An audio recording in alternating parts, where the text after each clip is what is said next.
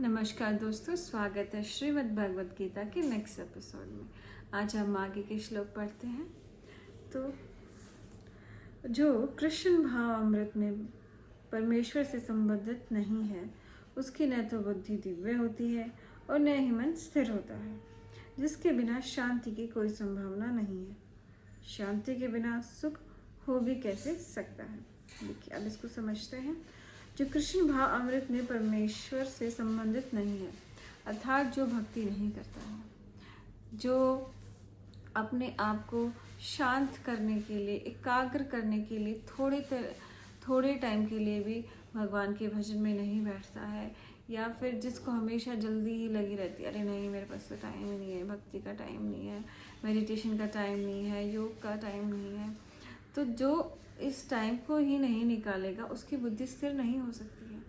और अगर आपकी बुद्धि स्थिर नहीं होगी, इसका मतलब क्या है कि आपका मन चंचल रहेगा, आप किसी भी कार्य में नहीं लग सकते हो। और जब हम किसी भी कार्य में कंटिन्यूसली लंबे समय तक नहीं लगते तो हमें सफलता नहीं मिलती है। अर्थात कभी आप ये काम शुरू कर देते हो, कभी आप वो काम शुरू कर देते हो, फिर से बीच में छोड़ देते हो। किसी से बात करने लगे, बीच में छोड़ दिया, उसने कुछ कह दिया तो बीच में छोड़ दिया। बच्चों को पढ़ाने लगे, उन्होंने कुछ थोड़ा सा बदतमीजी कर ली, आपने उसको छोड़ दिया। तो ये आपकी किसको दिखाता है? ये आपकी बुद्धि स्थिर नहीं है, उसको दिखाता है। और उसकी बुद्धि स्थिर करने की प्रैक्टिस कब करते हैं हम? तब हम भक्ति करते हैं, मेडिटेशन करते हैं, ईश्वर को प्रणाम करते हैं, उसका आभार व्यक्त करते हैं कि भगवान आपने हमें ये जीवन दिया है और हम इसका सही प्रयोग करेंगे। जब तक आप ये चीज़ें नहीं करेंगे, आप किसी भी कार्य में निरंतर नहीं लगेंगे, अर्थात आपकी बुद्धि स्थिर नहीं होगी। और तब तक बुद्धि स्थिर नहीं होती तो आपको शांति नहीं मिल सकती है। आपकी जीवन में ठहराव भी ज़रूरी है, गति भी ज़रूरी है, लेकिन ठहराव भी ज़रूरी है। आप ये सोचो, अगर दिन ही होता रहता तो क्या हम जी पाते? इसीलिए भगवान ने ठहराव बनाने के लिए हमारी लाइफ में रात बनाई कि दिन में काम करो, रात को आराम करो, ठहराव लाओ अपने जीवन में। उसी तरह से ईश्वर को याद करने के लिए प्रातःकालीन मंत्र बनाए, संध्या के मंत्र बनाए, हवन के मंत्र बनाए, भोजन करने से पहले एक मंत्र बनाया, ताकि आपका जो मन है खाना खाने से पहले वो शांत हो जाए और फिर उसी शांत मन से आप भोजन ग्रहण करो। नहाने से पहले मंत्र बनाया है। हर चीज़ जो आप कार्य कर रहे हैं, पढ़ने से पहले मंत्र बनाया है कि आप ईश्वर को याद करें, आपका मन ठहर जाए, आपकी बुद्धि स्थिर हो जाए और फिर जो भी आप काम करें उसमें आपको सफलता प्राप्त हो। जिसके शांति की कोई संभावना नहीं है, शांति के बिना सुख भी नहीं हो सकता। ऑब्वियसली अगर आपके मन में टेंशन रहेगी, आप डिप्रेशन में रहोगे, या फिर आप किसी बात को लेके आपके दिमाग में एक बात चलती रहती है, तो दूसरा काम ना तो आपको याद आता है और ना ही आप उस कार्य को कर पाते हो। जैसे अगर आप एग्ज़ाम में पेपर लिख रहे हैं, आप ये लगते रहो, आपको आता नहीं है और आप सोचते हो किसी समय इधर उधर से देख लो, तो आपके मन में ये डर बैठा रहेगा कि अरे कोई मुझे ना देख ले, कोई मुझे ना देख ले। ऐसे ही जीवन में हमारे स्थिरता नहीं आती है, क्योंकि जब हम गलत काम करते हैं या हम चंचलता में कोई काम करते हैं तो हमें हमेशा डर बना रहता है, और उस डर की वजह से हमारे मन की शांति भंग हो जाती है और फिर हमें सुख की प्राप्ति नहीं होती है। हमेशा टेंशन में रहते हैं, तो उस चीज़ को हटाने के लिए क्या करना है? भक्ति करनी है, योग करना है, मेडिटेशन करना है, जो भी आपको सरल उपाय लगे वो। अभी मुझे लगता है कि भक्ति करना सबसे सरल है, लेकिन मेरे आसपास जो लोग रहते हैं उन्हें लगता है कि नहीं, भक्ति करना तो सबसे बड़ा मुश्किल काम है।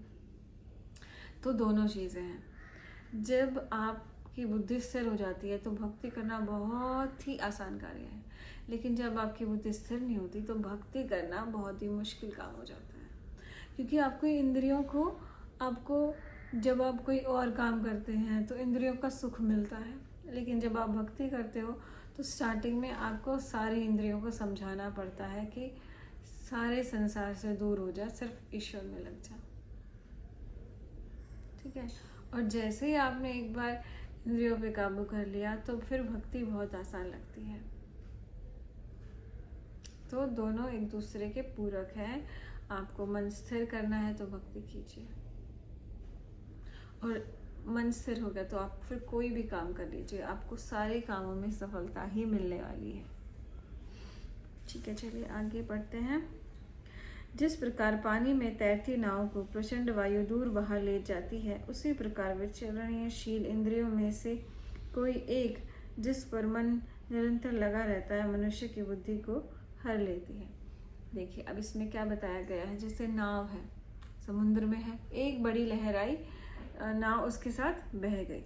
तो उसी तरह से ज़रूरी नहीं है कि आपकी सारी इंद्रियां आपको दुख दे। कोई एक इंद्री को ही आपने अपने ऊपर हावी होने दिया तो वही आपको उस तरह से बहा ले जाएगी।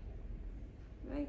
आपने देखा होगा कि किसी ना किसी में कोई ना कोई एक कमी मिल जाती है, उसकी इंद्रियों को एक ना एक इंद्रिय उसकी खराब हो जाती है। जैसे किसी को बहुत ज़्यादा खाने का शौक़ है, किसी को बहुत बाहर घूमने का शौक़, किसी को बहुत सी फ़ोन देखने का शौक़ है, टीवी देखने का शौक़ है, या किसी को बहुत ही बातें करने का शौक़ है।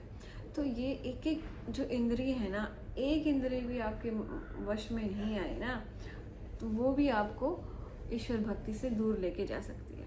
आप ये मत सोचे कि अरे मेरे में तो सिर्फ एक ही तो बुराई है, उसको तो मैं कॉन्कर कर लूँगा, उसकी वजह से तो मेरी लाइफ में कुछ बुरा हो ही नहीं सकता, क्योंकि मैं शराब नहीं पीता, सिगरेट नहीं पीता, बाहर घूमने नहीं जाता है, किसी को बुरा भला नहीं बोलता। लेकिन अगर आप में एक कमी है कि आप बहुत ज़्यादा सोते हो, तो भी आपके जीवन में सफलता नहीं आएगी। या फिर आप बहुत ज़्यादा किसी भी चीज़ में आपको मन नहीं लगता है और आप बहुत ज़्यादा उदासीन भाव में रहते हो। कहने का मतलब ये है कि कोई भी अगर एक बीमारी भी, एक इंद्रिय भी आपको आपका जो जीवन है वो नष्ट कर सकती है। जैसे एग्ज़ाम में अगर एक क्वेश्चन नहीं आपको आता तो कोई बात नहीं, पूरे मार्क्स आ जाएंगे, अच्छे मार्क्स आ जाएंगे। लेकिन अगर आपकी कोई भी एक इंद्रिय को आपने अनदेखा कर दिया, कोई भी एक कमी को आपने अनदेखा कर दिया, तो वो कमी कब आपको आपके जीवन को नष्ट कर देगी आपको पता भी नहीं चलेगा। राइट। जैसे अगर आप बहुत अच्छा पैसा कमाते हो, आप वर्क प्लेस पे बहुत अच्छा हो, अपने बच्चों के साथ बहुत अच्छा हो, लेकिन अगर आपने अपनी सेहत पे ध्यान नहीं दिया तो वो आपका जीवन बर्बाद कर सकती है। उसी तरह अगर आपने अपने शरीर पे ध्यान दे दिया, आप वर्क प्लेस पे अच्छे हो लेकिन आप अपने रिश्तों में अच्छे नहीं हो, अपने माँ बाप और बच्चों के साथ अच्छे नहीं हो, फिर भी आपका जीवन नष्ट है। आप अपने बच्चों के साथ ठीक हो, अपने स्वास्थ्य पर ध्यान देते हो, लेकिन आप आपका जो वर्क प्लेस है, जहाँ जॉब करते हो, वहाँ पे आपका व्यवहार अच्छा नहीं है, वहाँ से भी आपका जीवन नष्ट हो जाएगा। क्योंकि ये सारी चीज़ें एक दूसरे को इफ़ेक्ट करती हैं। तो इसी तरह से अगर आप ये सोचते हो कि अरे मेरे में तो एक ही कमी है और मेरा जीवन ऐसे ही चलता चलता सुखमय हो जाएगा, तो वो आपकी गलतफहमी है। कब वो आपकी कमी इतनी प्रचंड हो गई आपको पता भी नहीं चलेगा और उससे आपकी लाइफ खराब हो जाएगी। तो जो भी कमी है, एक है, दो है, तीन है, चार है, पाँच है, कितनी भी है, आपको वो दूर करनी ही करनी है। और उसका एकमात्र सरल उपाय है भक्ति करना, योग करना, मेडिटेशन करना, जिंदगी में ठहराव लाना, सोचना कि मैं क्यों जी रहा हूँ, क्या मैं जैसे जी रहा हूँ वो ठीक है। हम अपने बड़े बड़े कर्मों को देख लेते हैं लेकिन हम अपने छोटे छोटे कर्मों को नहीं देखते। फिर हम देखते अरे मैं तो किसी का बुरा भला ही नहीं करता, फिर मेरे जीवन में दुख क्यों आ रहे हैं। तो देखो, आप अपने छोटे छोटे कर्मों को देखो। फिर अगर आप अपने छोटे छोटे कर्मों को देखने लगे ना, तो फिर आपको समझ आएगा कि आप कितनी गलत हो। आप सारे दिन अपने बच्चों से अच्छे से बात कर रहे हो, लेकिन एक वाक्य भी आपने उनको गलत बोल दिया उसका प्रभाव भी आपके जीवन पर पड़ेगा। तो बड़े बड़े कर्मों को तो देखना ही है, लेकिन छोटे छोटे कर्मों को हमें इग्नोर नहीं करना है, अपने कामों को देखना है। एक सरल उपाय ये है, जब भी आप कोई कार्य करते हैं या जब भी आप मुख से कुछ बोलते हैं तो ये सोचिए क्या ये सही है। अगर वो चीज़ सही नहीं है तो आप उसे मत कीजिए। आप ये सोचिए कि ये गलत है तो नहीं करना। क्या इसके ना करने से भी मेरा काम चल जाएगा तो नहीं करना। कोई सिचुएशन आती है, उसमें रिएक्ट करने से पहले सोचना कि मैं एक योगी हूँ, मैं एक ईश्वर भक्त प्राणी हूँ, मैं इस सिचुएशन में कैसे रिएक्ट करूँगा। एक नॉर्मल इंसान होता तो वो कैसे रिएक्ट करता है इस सिचुएशन में, लेकिन मैं एक नॉर्मल इंसान नहीं हूँ, मैं ईश्वर का भक्त हूँ, मैं एक योगी हूँ, मैं श्री कृष्ण जी की अनुयायी हूँ। मैं कैसे इस स्थिति से लड़ूंगी या इस स्थिति को कैसे पार करूंगी। आपको ये समझना, अपने आप को तुच्छ समझना छोड़ दीजिए या नॉर्मल इंसान समझना छोड़ दीजिए। आप कृष्ण के भक्त हो गए हैं। अगर आप गीता का अध्ययन कर रहे हैं तो कृष्ण भक्त इस सिचुएशन को कैसे हैंडल करेगा, एक समझदार इंसान कैसे हैंडल करेगा।